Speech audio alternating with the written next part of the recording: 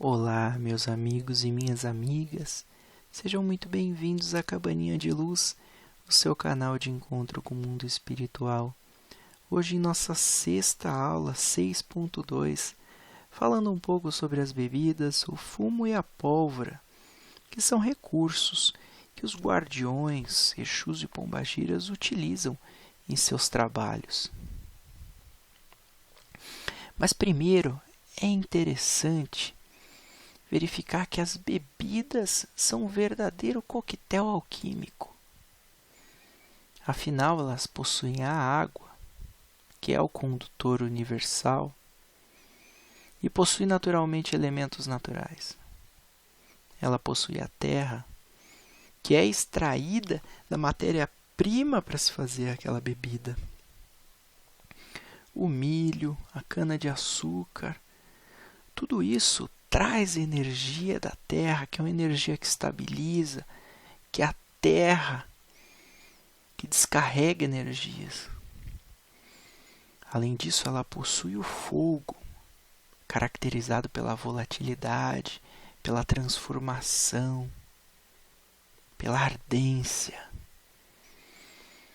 Também está muito ligada ao ar. Enquanto nós estamos ingerindo a bebida, nós também temos que respirar. E esse ar participa de todo esse processo alquímico, positivo ou negativo, a depender do intuito da pessoa. Por sua vez, também, as plantas possuem minerais, a água possui minerais, que vão imantar e fortalecer o fluxo de condução de energias. Lógico, uma bebida passa por diversos processos químicos e quase que muitos produtos naturais, que toda essência natural vai se perdendo. Mas uma parte é impossível de se retirar, que é a essência da bebida, a energia espiritual vinculada a ela. Então, por exemplo, a cana-de-açúcar, mas a gente pode falar do milho para se fazer uísque, ou outros tipos de bebida alcoólicas. Elas são consideradas desinfetantes do mundo astral. Elas têm uma capacidade muito grande de limpeza, de desagregação e movimentação de energias estagnadas. Veja bem, a capacidade energética do álcool é tão forte que ela movimenta até carros. Quanto mais partículas. Então, essas bebidas, quando bem utilizadas, elas nos auxiliam à mudança dos nossos padrões mentais e emocionais. Fato que constatamos por elas serem excelentes na homeopatia, nos florais, os quais vão e atacam a causa do problema. As pessoas questionam a validade do uso da homeopatia e dos florais, mas não é que eles não fazem efeito, é um efeito mais demorado, mais depurado, mas que vai a fundo, que vai ali limpando a causa do problema cuidadosamente. E aos poucos a pessoa vai se libertando, mas nós temos uma mania imediatista. Nós queremos tudo na hora. Então, a bebida ela também tem uma capacidade muito grande de entrar no nosso ser e fazer com que nós encaremos os nossos problemas, retirando um pouco daquele ego que nos cega. Quantas vezes uma pessoa perdeu uma namorada e aí, bêbado, tira de dentro da alma um sentimento verdadeiro. Nossa, mas eu amava ela. Mas onde que estava esse sentimento? Estava preso, arraigado, cheio de ego, preso em estruturas mentais e energéticas criadas. Então, é muito fácil perceber que a bebida ela abre o nosso horizonte, ela abre alguns canais, porque ela vai limpar e desagregar. Só que nesse momento, se o intuito ali bebendo, se em determinado momento a pessoa se conecta a uma energia positiva, por exemplo, a energia de Exu, ele consegue fazer um trabalho lindo de renovação, transformação, desagregação, limpeza. É aquele momento em que a pessoa fala, não, eu realmente amo e eu preciso mudar. Mas a pessoa, ao mesmo tempo, ela pode dar um salto na bebida, naquele momento, e começar a atrair todo tipo de negatividade, pensamentos ruins, eu não consigo ser nada, eu não tenho... E começa a trazer outras coisas mais profundas. Só que a carga é tão grande de coisas que vêm à tona que a pessoa se perde, atraindo todo tipo de espírito perdido, de espíritos que têm afinidade com a bebida alcoólica, de espíritos viciados, elementais viciados naquele tipo de entorpecimento. E aí a pessoa fica pior do que estava e chega à sarjeta. Então nós vemos que tudo tem um lado positivo quando o intuito é positivo, mas também tem um lado negativo.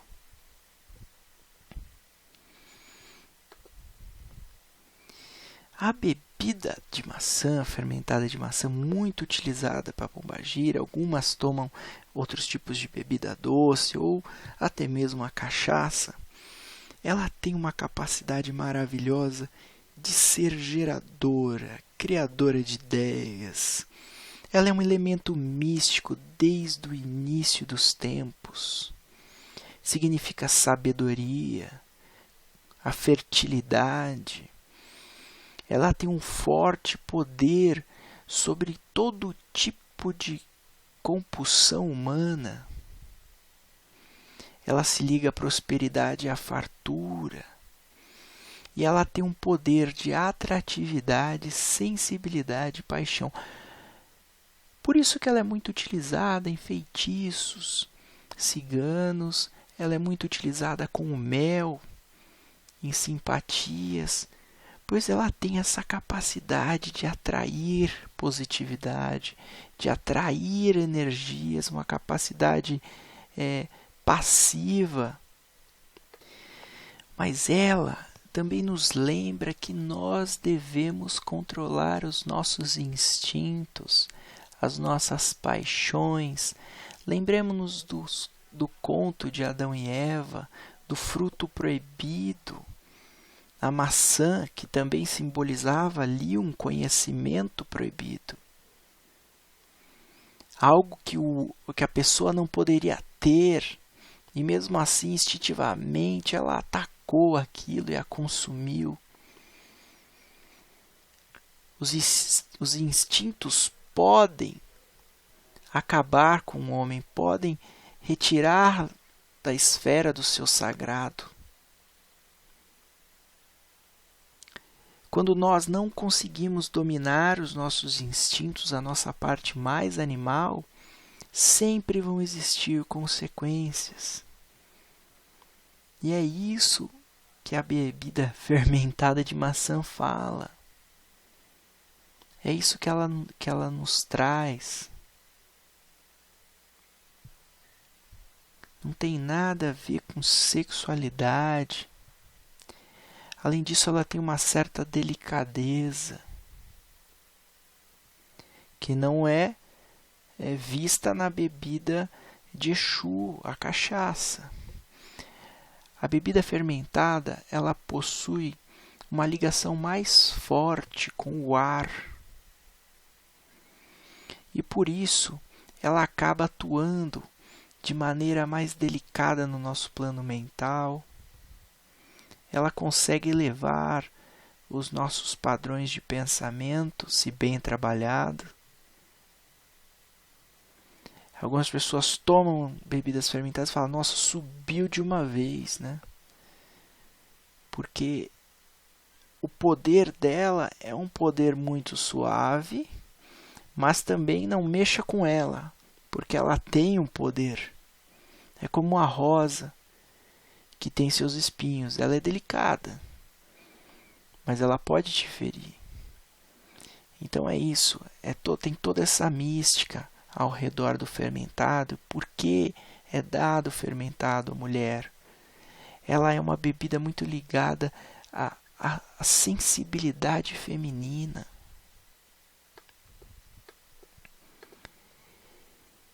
E aí nós podemos nos perguntar, mas eu preciso comprar a melhor bebida, a bebida mais saborosa para as entidades? E aí a gente traz alguns pensamentos.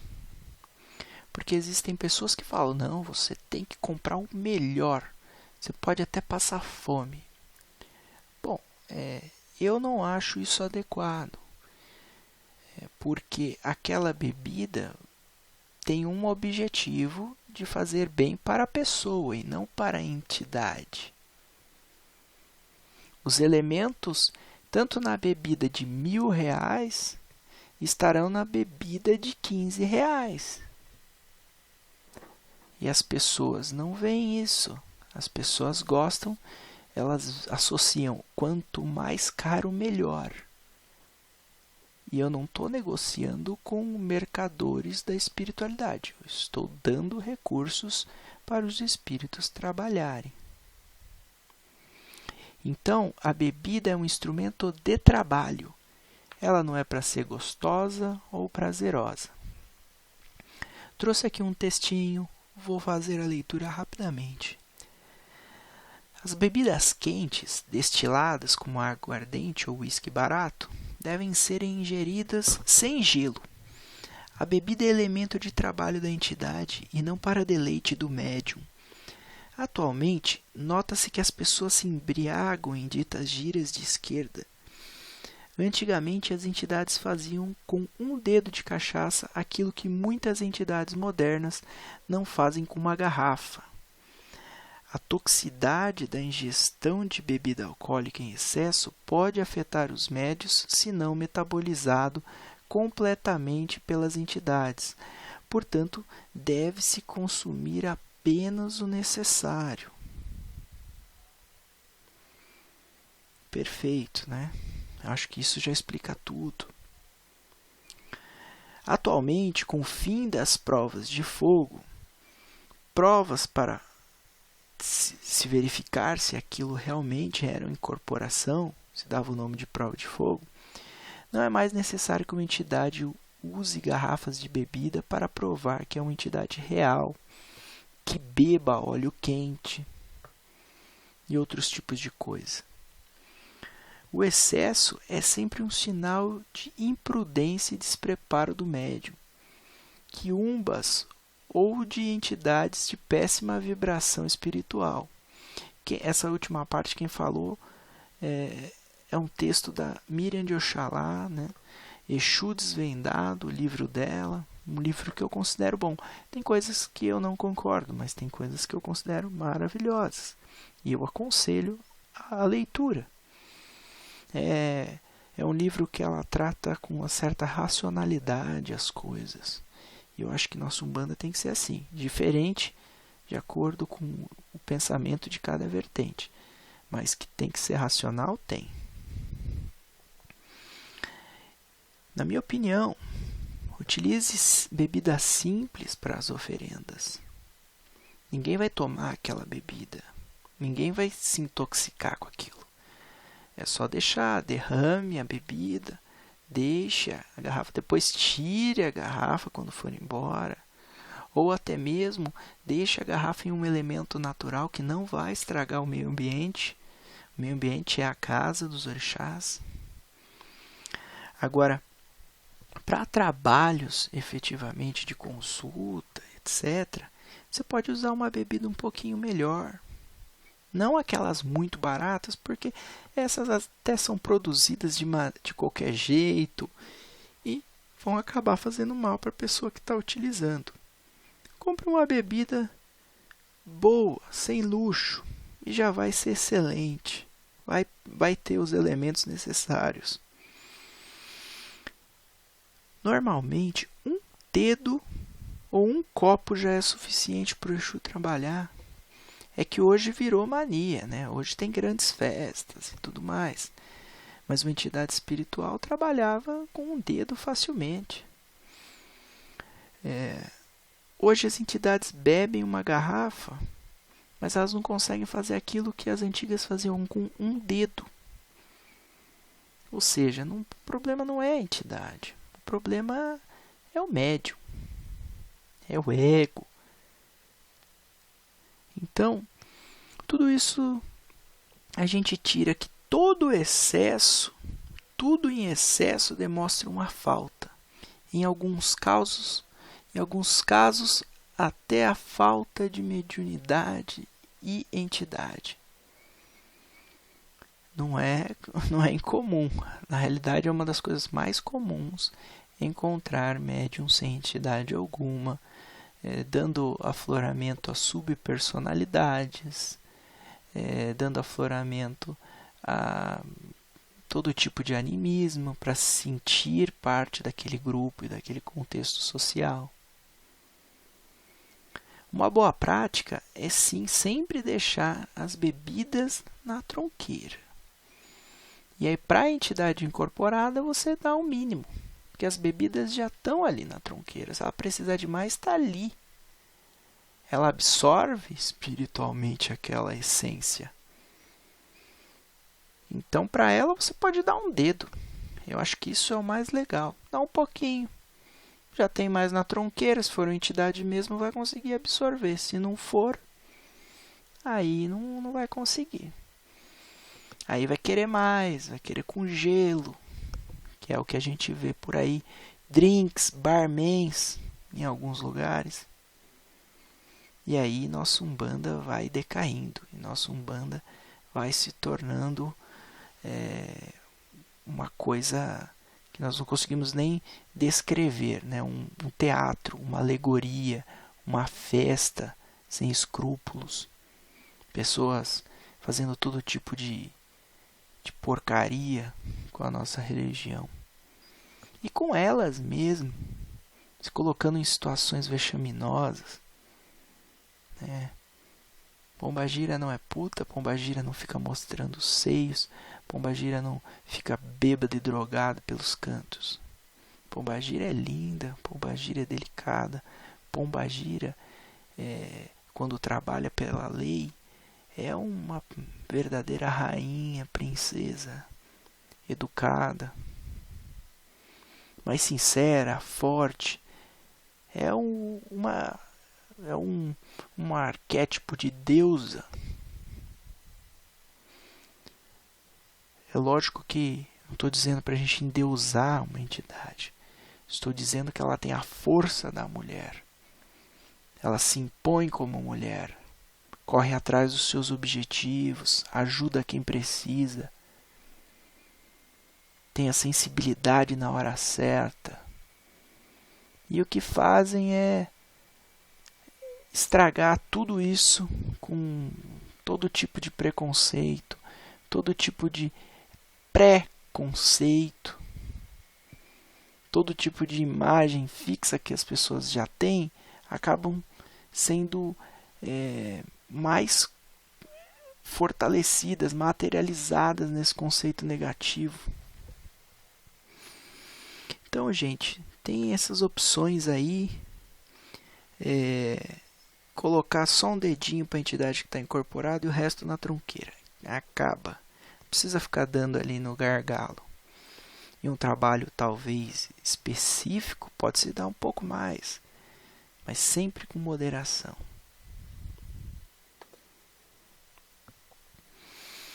E aí vem outra pergunta. Exu pode trabalhar só com água? Médium pode não beber? Aí eu falo para você que tudo depende, porque a mediunidade, a incorporação é uma parceria. A mãe Miriam de Oxalá coloca aqui: se o médium não pode beber, simples, abra uma garrafa de bebida, de preferência a velha e tradicional cachaça dedicada a esse povo, deixando aberta na tronqueira para que a entidade volatize dela diretamente. Nesses casos excepcionais, ou a despeje em um cruzeiro com uma vela acesa. Agora eu falo outro aspecto. Imagina que uma pessoa está doente, ou a pessoa é uma alcoólatra, que também não deixa de ser uma doente. Ele não pode ingerir a bebida alcoólica de nenhum modo. Então, não caiam nessa que Exu vai volatilizar tudo, que Exu é o Senhor Todo-Poderoso Onipotente, ou a Pombagira. Porque se a entidade, por algum motivo, deixar algum resíduo ou não consiga sintetizar aquela bebida, isso pode levar uma pessoa para o hospital. A gente tem que parar de tratar essas entidades como deuses e tratá-los como guias, parceiros de jornada espiritual. A cautela é sempre necessária. As pessoas que estão doentes não podem beber. Pessoas que têm vícios não podem ser expostas à bebida, por uma série de fatores. Deixem disso. Historinhas de Harry Potter, historinhas maravilhosas. Não, mas é o Exu que vai beber, não é o alcoólatra. Tá, mas depois ele sai de lá, ainda está com cheiro de bebida e acaba indo para o bar. E aí? As coisas não são muito da forma romântica como falam. Também tem a questão da hidratação orgânica do médium. Alguns Exus, por exemplo, têm uma técnica, eles derramam a cachaça nas mãos. Outros utilizam a bebida despejada diretamente no chão. Isso não tem nada a ver com evolução, porque algumas pessoas dizem que os Exus de descarrego não são evoluídos e bebem do chão.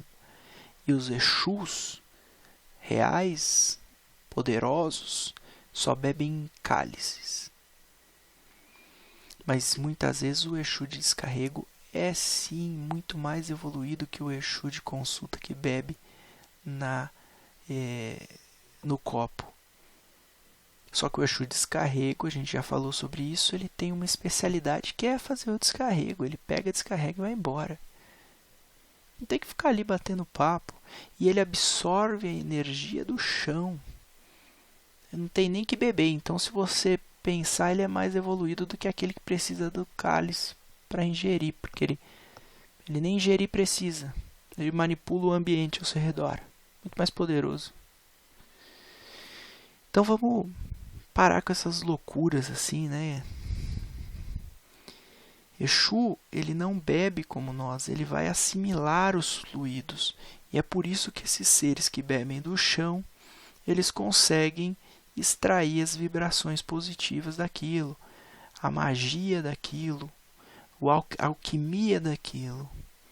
Tá bom? Não vamos ficar falando que porque bebe na taça é melhor, porque fala é melhor. A gente já falou sobre isso aqui em um slide, explicou tudinho, tá aí no curso. Vamos lá falar um pouquinho do fumo. Porque o fumo é uma erva que sempre foi utilizada em processos de cura. Sempre, sempre, sempre, sempre. O fumo é uma das ervas mais diversas, eram utilizadas, salvia branca, utilizada pelos pajés, as próprias ervas de defumação que nós temos hoje. Mas os xamãs antigos utilizavam a fumaça dos cachimbos, o passe por meio do sopro, a troca essa bioenergia, né? Porque a intenção do pajé, juntamente com a energia espiritual da planta, e queimada chegava até a pessoa. Além disso, as ervas têm a capacidade de alterar a consciência das pessoas. O fumo puro com ervas, utilizado para aumentar o padrão de consciência, é incrível. Quem faz o xamanismo, pratica o xamanismo, vai entender. Você pode atingir um estado alterado de consciência só com fumo. Sabe-se que essas plantas têm sim um efeito terapêutico. Não estou falando do cigarro com 10.000 adicionais químicos, eu estou falando da planta da floresta mesmo, produzida ali pelos índios. Hoje em dia você consegue adquirir alguma coisa mais, não tão limpa, mas você consegue adquirir uma coisa, um fumo mais natural, orgânico, que você pode utilizar. E a mesma coisa ocorre quando incorporadas essas entidades, elas utilizam a matéria espiritual delas, o plasma delas, juntamente com as intenções e os elementos da fumaça, e eles vão fazendo um verdadeiro passe energético, que tem uma força muito grande de cura e de descarrego. Quem já tomou uma baforada no coronário sabe a capacidade de limpeza daquilo. Às vezes você está mal, de repente você toma uma baforada, você desarma. E essa defumação, ela tem uma característica toda especial de limpeza dos chakras. Ela vai dissolvendo e purificando os chakras. Eu acho que a diferença entre a bebida, que é desagregar e mover partículas estagnadas, o fumo tem uma característica muito especial, que é o fumo como purificador. Ele tem essa capacidade de limpeza. E as ervas também, né? Mas aqui eu falo o fumo porque é o que o Exu usa. Então as pessoas, após uma descarga com fumo, vão sentir bem-estar. Essa é uma planta sagrada para diversos povos. O homem que acabou utilizando de maneira errada. E o fumo, ele tem uma energia, uma carga ancestral muito forte. Ele também vem da terra, então tem uma ligação com o Exu muito forte. O descarrego é excelente. Então essas ervas maceradas vão liberar esse prana, esse axé vegetal, esse duplo etérico que existe nelas. E esse sumo vai ser queimado. O fumo vai ser trabalhado na defumação, ou no cachimbo, na baforada.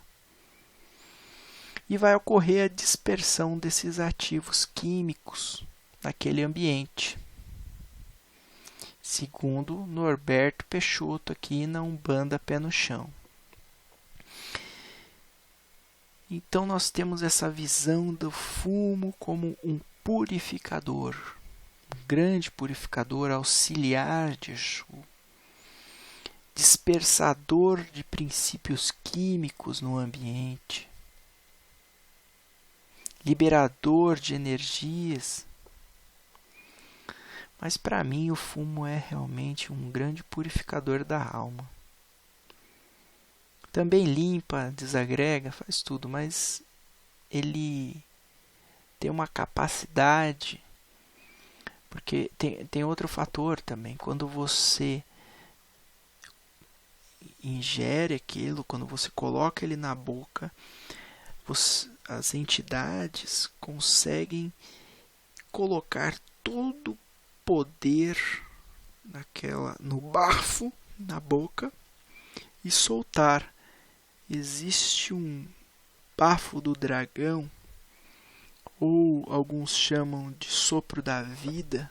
A gente pode ver no Reiki como o sopro violeta, com capacidade de transmutação absurda.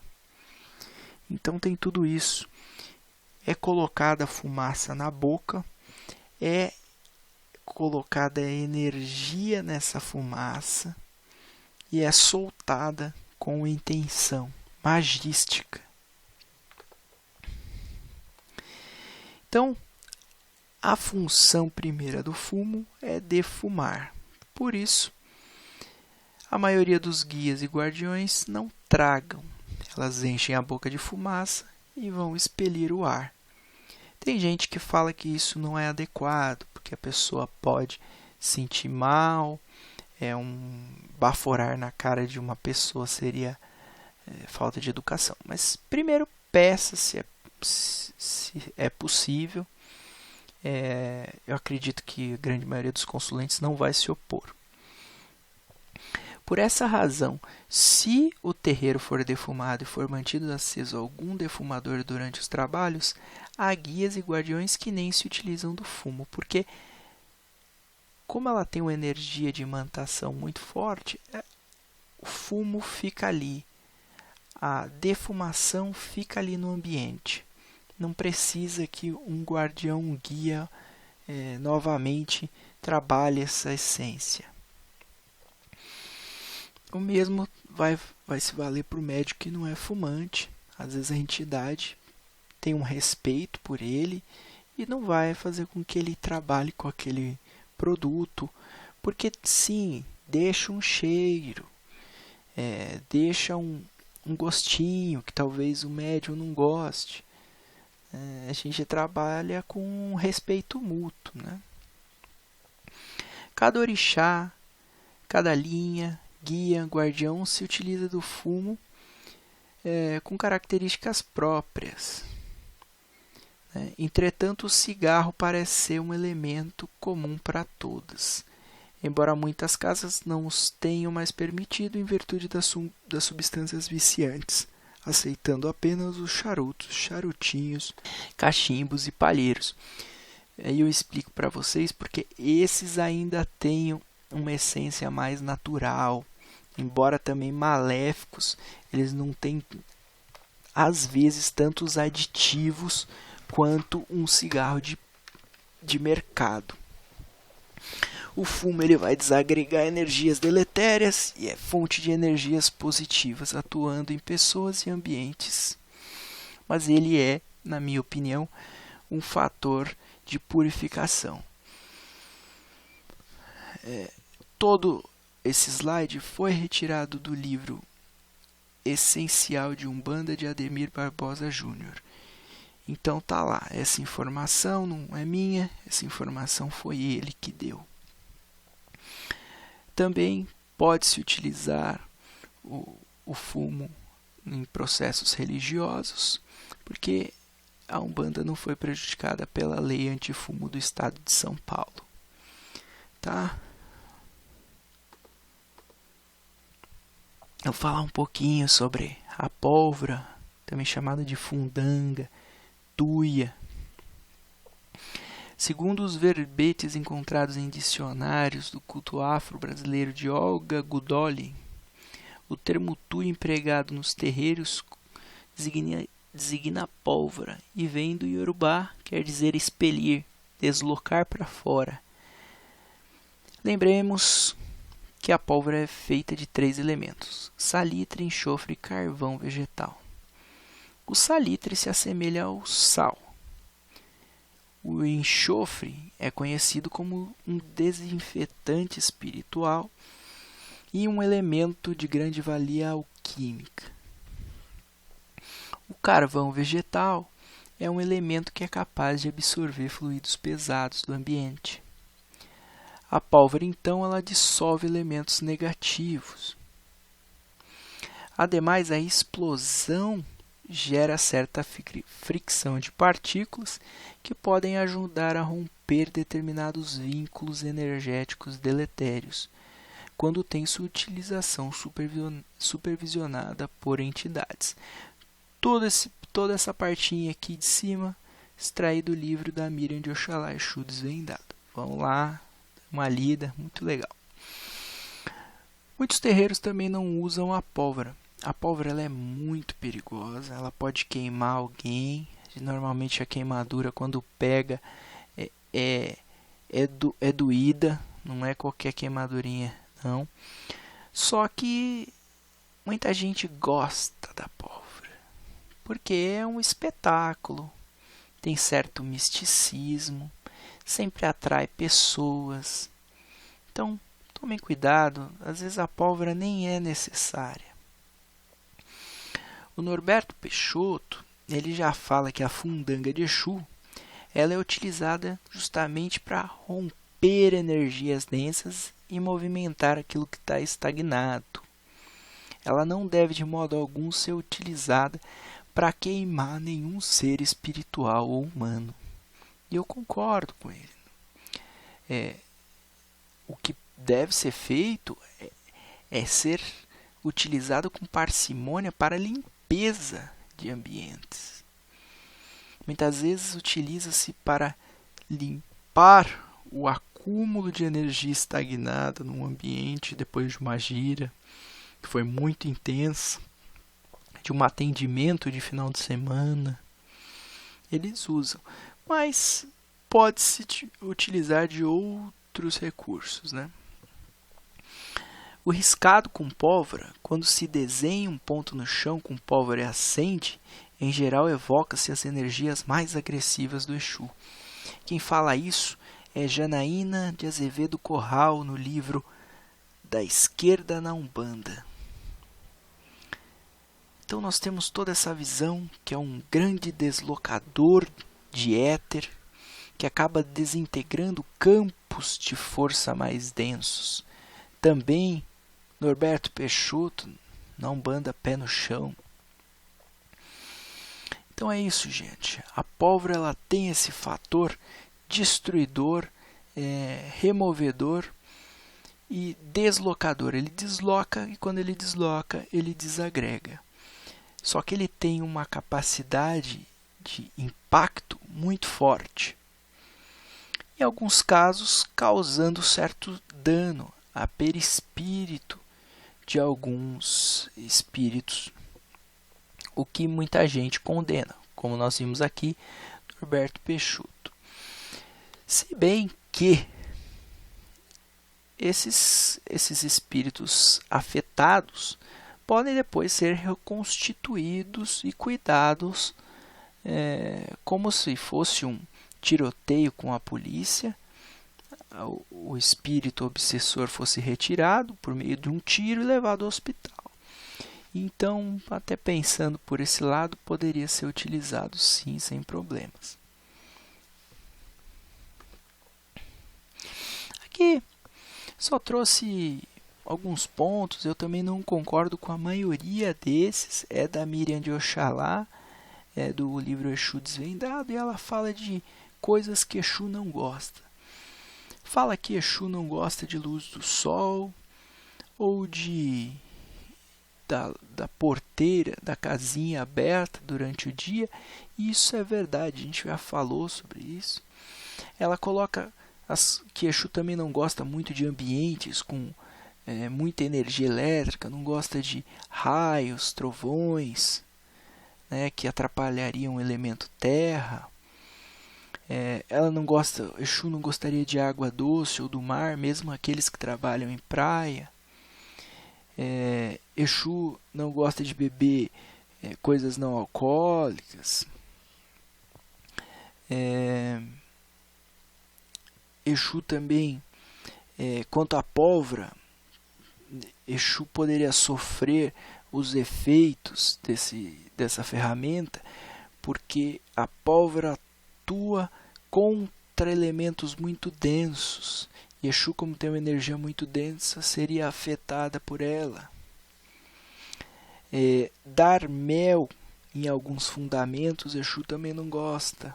Isso é verdade, tem Exu que não gosta mesmo, fala não ponha porque eu não gosto.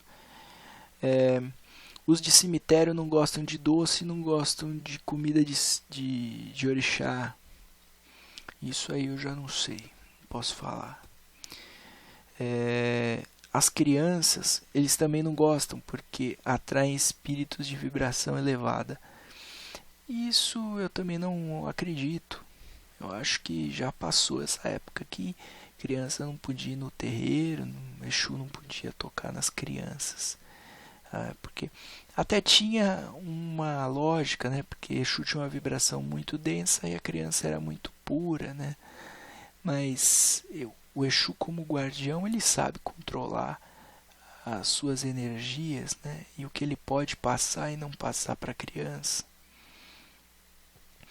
Já foi. O que ocorre, muitas vezes as crianças causam distrações, gritarias, fazem a baderna no terreiro e isso atrapalha a concentração dos que ali estão, dos médiuns.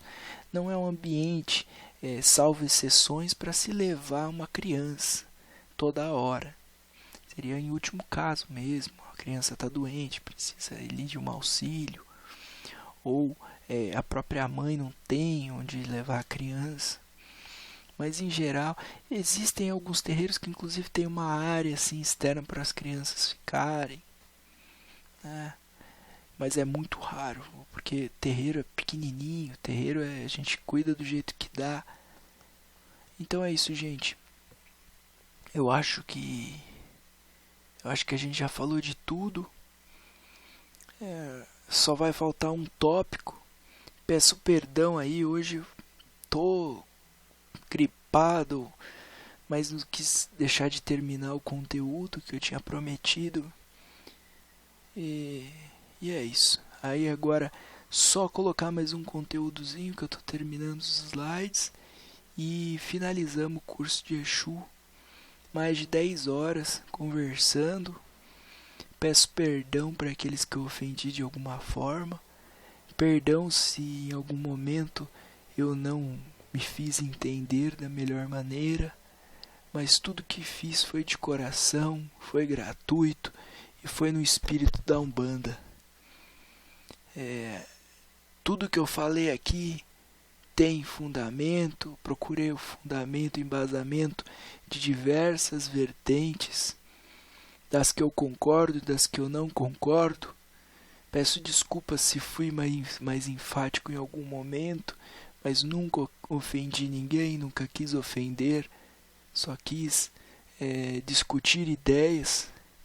E sim, muitas vezes a gente se exalta, eu sou humano, eu tenho ego. Mas eu entendo que a Umbanda tem que se unir, nós somos amor, independente da egrégora, todas podem ensinar alguma coisa. E eu agradeço a todos de todas as egrégoras. Peço desculpas, a minha voz está horrível mesmo.